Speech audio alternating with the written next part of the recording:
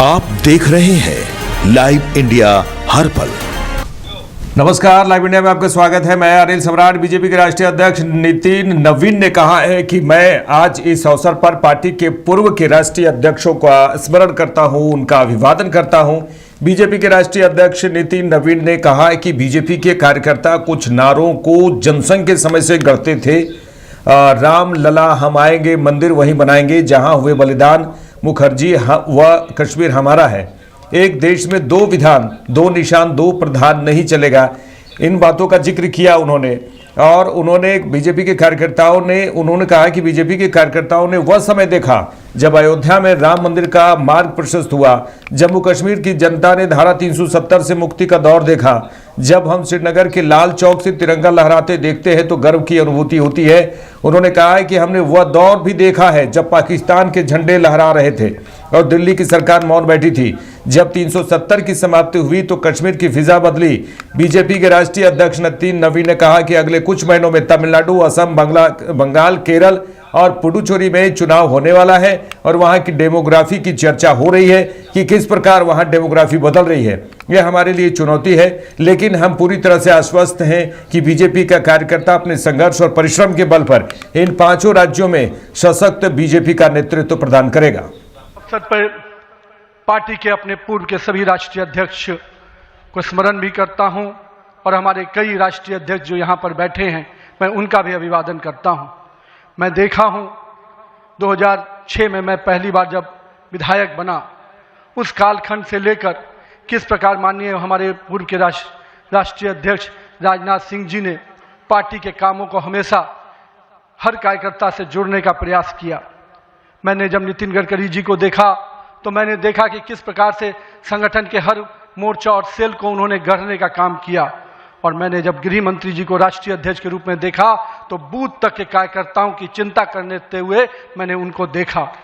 मैंने उनको इस रूप में देखा कि किस प्रकार से आज पार्टी का जिस स्थान पे हम लोग आज खड़े हैं, कार्यालय कार्यकर्ता के लिए मैं कह सकता हूं तीर्थ स्थान होता है। और जहां से कार्यकर्ता अपनी ताकत पाता है, उस कार्यालय को भी आपने किस प्रकार से पूरे देश में एक निर्माण करने की योजना बनाई। और आज हर बूथ का कार्यकर्ता अपने आप को उस तीर्थ पर जाकर अपने आप को धन्य महसूस करता है। मैं आज के दिन माननीय प्रधानमंत्री जी के इस सब के साथ और सबके विकास के इस नारे को फलीभूत होता देख रहा हूं। हम लोगों ने लंबे समय से कुछ नारे को, भाजपा के कार्यकर्ता, हमारे जनसंघ काल के कार्यकर्ता लगातार कुछ नारे को गढ़ते थे। रामलल्ला हम आएंगे, मंदिर वहीं बनाएंगे, जहां हुए बलिदान, मुखर्जी वो कश्मीर हमारा है, एक देश में दो विधान, दो प्रधान, दो निशान नहीं चलेगा। साथियों, आज भाजपा के कार्यकर्ताओं ने वो कालखंड देखा जब अयोध्या का भव्य राम मंदिर का मार्ग प्रशस्त हुआ। आज जम्मू कश्मीर की जनता ने 370 धारा से मुक्ति का दौर देखा। आज सांस्कृतिक व राष्ट्रवाद की विचारें और मजबूत हो रही हैं। साथियों, मुझे याद है अब वो समय जब हम लोग आज श्रीनगर के लाल चौक पर तिरंगा लहराते देखते हैं तो गर्व की अनुभूति होती है।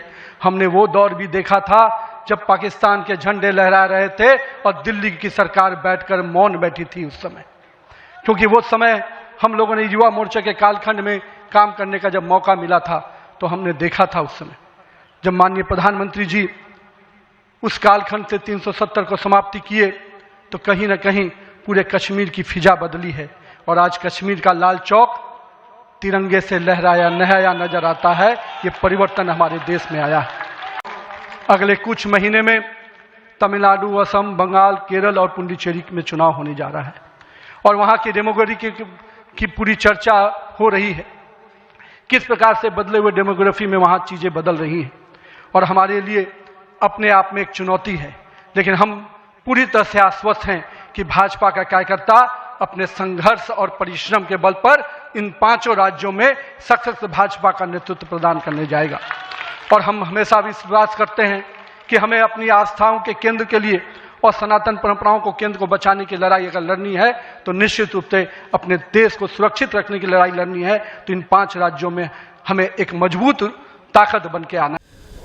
चलिए आगे बढ़ेंगे। जम्मू कश्मीर श्रीनगर की बात कर लें। गणतंत्र दिवस से पहले सुरक्षा कड़ी कर दी गई है। जम्मू कश्मीर में सुरक्षा एजेंसियों ने पूरी ताकत झोंक दी है। पुलिस, सेना और अर्धसैनिक बलों ने मिलकर स्पेशल जांच और सघन गश्ती अभियान शुरू कर दिया है। यह तस्वीर देखिए, जम्मू कश्मीर की है, लाल चौक की है। हर आने जाने वाले लोगों पर पैनी नजर रखी जा रही है और नाके और चेक पॉइंट्स पूरी तरह एक्टिव कर दिए गए हैं ताकि किसी भी संभावित खतरे को वक्त रहते नाकाम किया जा सके, क्योंकि 26 जनवरी बहुत ही आज 20 जनवरी है, 26 जनवरी आने ही वाले हैं। इसी को लेकर गणतंत्र दिवस की जो तैयारी होती है, इसमें किसी भी प्रकार से कुछ ना हो, इसको लेकर पूरी तरह से तैयारी कर दी गई है। जिस तरह से आतंकियों को लेकर लगातार वहां पर सुरक्षा पुख्ता किए जाते हैं कि कहीं से भी कोई भी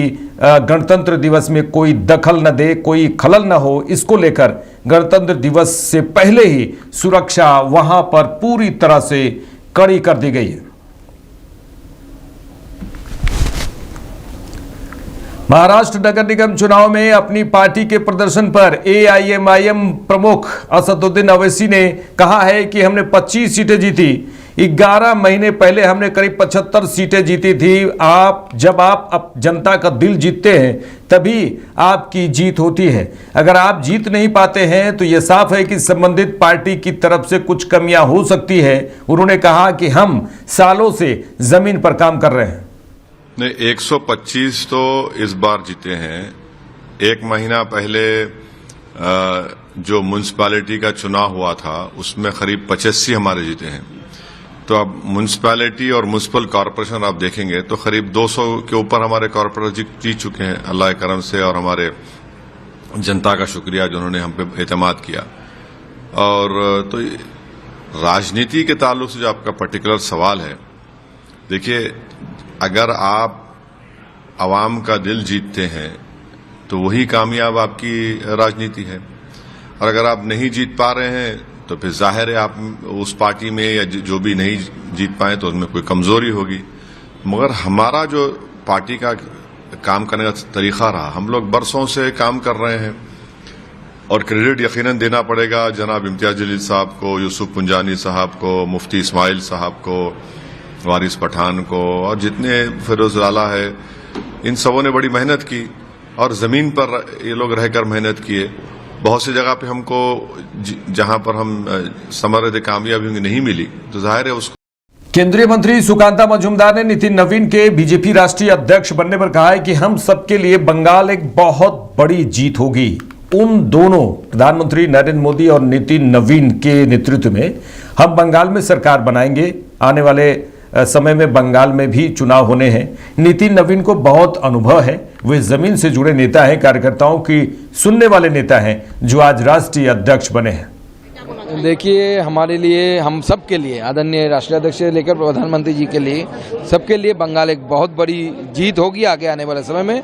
उन दोनों के नेतृत्व में हम बंगाल में सरकार बनाएंगे। और नितिन जी 45 साल के सिर्फ उम्र के, लेकिन भास्टली एक्सपीरियंस है, 5 बार विधायक बन चुके हैं, और मुझे सौभाग्य मिला थोड़े समय के लिए उनके साथ काम करने का, कि वो सिक्किम के ऑब्जर्वर थे और उसके बाद मैं बना, तो उस समय थोड़ा उनका मार्गदर्शन मिला। मैं जानता हूँ कितने डाउन टू अर्थ है और कार्यकर्ता के सुनने वाला कार्यकर्ता है, जो आज राष्ट्रीय अध्यक्ष बना है। हमने घुसपैठियों की बात करी, ये भी बोला कि इस तरह से कुछ पार्टी जो ऐसी हैं जो घुसपैठियों के लिए रोती हैं और उन्हें बचाना चाहती है, उनके लिए क्या बोलना? देखिए, घुसपैठ एक बड़ी समस्या है, डेमोग्राफिक चेंज, ये विषय आज आदरणीय प्रधानमंत्री जी ने बताया।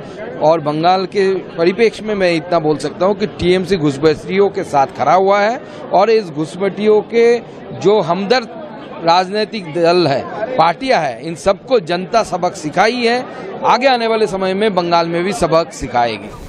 केंद्रीय मंत्री गिरिराज सिंह ने नितिन नवीन के बीजेपी राष्ट्रीय अध्यक्ष बनने पर कहा है कि यह देश के प्रधानमंत्री ही यह काम कर सकते हैं जिन्होंने समाज के उस परिवार को चिन्हित किया और करने का आह्वान किया जो राजनीति से न जुड़ा हो। इसकी कल्पना कांग्रेस नहीं कर सकती।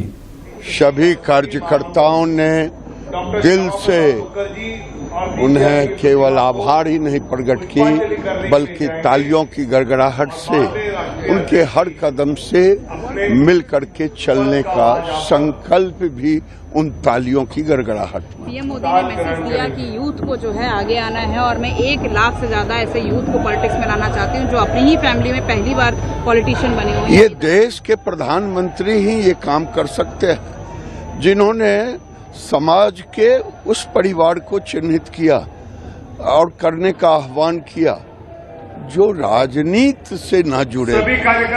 ये ऐसा है, इसकी कल्पना कांग्रेस। बीजेपी नेता मीनाक्षी लेखी ने कहा है कि नितिन नवीन को बीजेपी के हर कार्यकर्ता की ओर से बहुत बहुत बधाई। पूरे देश की हम मिलकर सेवा करेंगे। उनका अध्यक्ष पद पर एक कार्यकर्ता के मन में उम्मीद जगाता है कि बीजेपी का कार्यकर्ता कहीं भी मेहनत करके आगे बढ़ सकता है।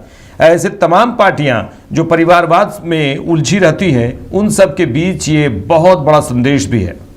नितिन नवीन जी को भारतीय जनता पार्टी के हर कार्यकर्ता की ओर से बहुत बहुत बधाई और पूरे देश की वो मिलकर सेवा करेंगे और उनका जो अध्यक्ष पद है वो हर कार्यकर्ता के मन में एक उम्मीद जगाता है कि भारतीय जनता पार्टी का कार्यकर्ता कहीं भी मेहनत करके आगे बढ़ सकता है।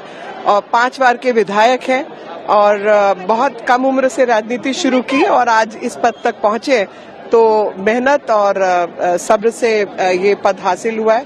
और ऐसी तमाम पार्टियां जो परिवारवाद और उन सब चीजों में उलझी रहती हैं, उन सब के बीच में एक बहुत बड़ा जो है वो संदेश भी है कि बदलते भारत की बदलती हुई तस्वीर और बदलते हुए समय काल के अनुसार अध्यक्ष का चयन हुआ है।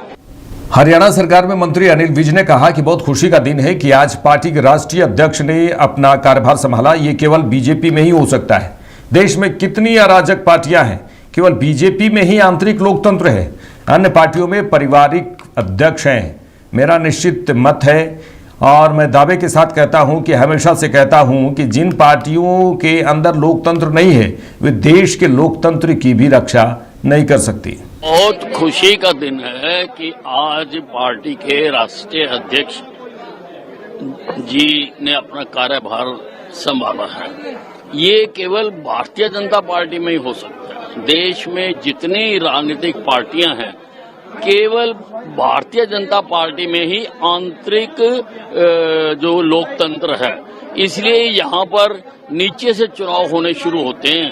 पहले बूथ का चुनाव होता है, फिर वार्ड का चुनाव होता है, फिर मंडल का चुनाव होता है, फिर प्रदेश का चुनाव होता है, फिर ये अंतिम पड़ाव है कि यहाँ पर होता है। बाकी पार्टियों में तो अध्यक्ष तय हैं, पारिवारिक अध्यक्ष है। ऊपर से जैसे एजेंसियां बांटते हैं, वो राष्ट्रीय जो नेता होता है वो प्रदेश के नेताओं को अपनी एजेंसियां बांटता है, प्रदेश वाला फिर जिले वालों को बांटता है, जिले वाला फिर मंडल वालों को बांटता है। मेरा एक निश्चित मत है और मैं दावे से कहता हूं, हमेशा कहता हूं कि जिन पार्टियों के अंदर लोकतंत्र नहीं है, वो देश के लोकतंत्र की भी रक्षा नहीं कर सकते। बीजेपी सांसद किरण चौधरी ने नितिन नवीन के राष्ट्रीय अध्यक्ष बनने पर कहा है कि बीजेपी ही एक ऐसी पार्टी है जो युवाओं को आगे लेकर आती है। वे बहुत ही ऊर्जावान है। नितिन नवीन अनुभवी व्यक्ति हैं, उन्होंने बहुत काम किया है। निश्चित तौर पर वे पार्टी में नई ऊर्जा लेकर आएंगे। आने वाले 50 साल में बीजेपी और तेजी से आगे बढ़ेगी।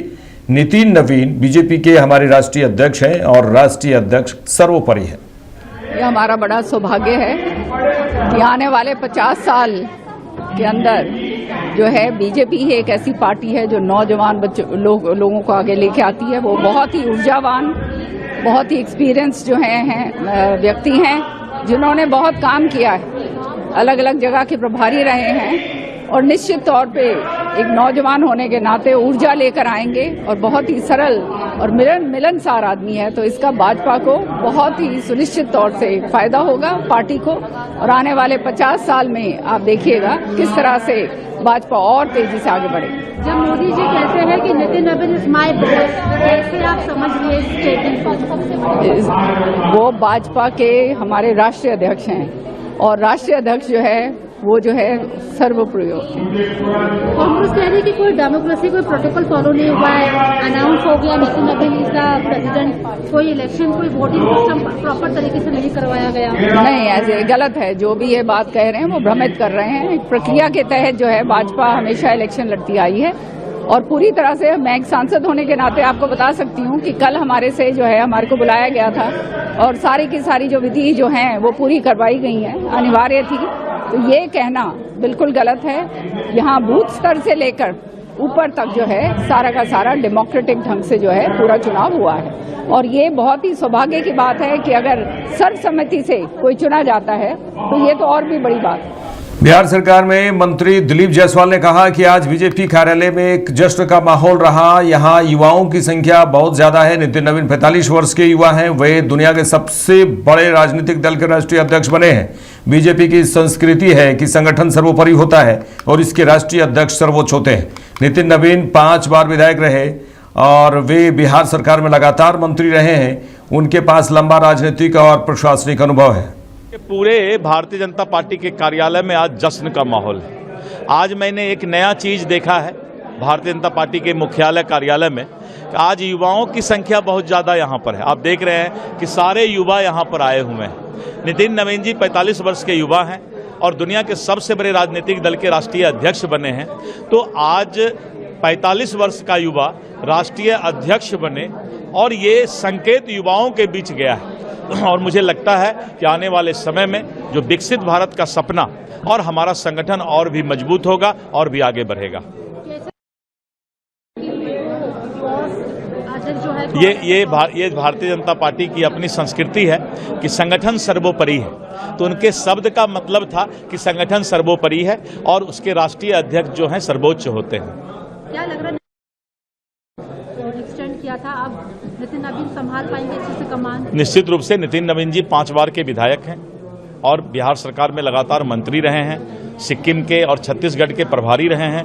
लंबा राजनीतिक अनुभव है, प्रशासनिक अनुभव है। इस राजनीतिक और प्रशासनिक अनुभव और युवा होने का भारतीय जनता पार्टी के संगठन को मजबूत करने का काम। मेरे साथ इस बुलेटिन में इतना ही। देश दुनिया के तमाम खबरों के लिए देखते रहिए लाइव इंडिया। नमस्कार।